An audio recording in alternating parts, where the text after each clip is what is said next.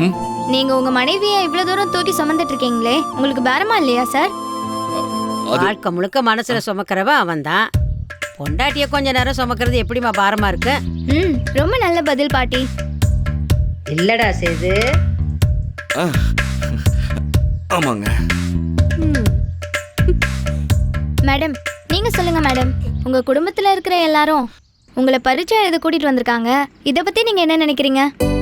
இப்படி ஒரு குடும்பம் கிடைக்கிறதுக்கு நான் கொடுத்து வச்சிருக்கணும். எங்க மாமா சொன்ன மாதிரி என் புகுந்த வீடுதான் என் கல்விக்கு முழுக்க முழுக்க சப்போர்ட் பண்றாங்க.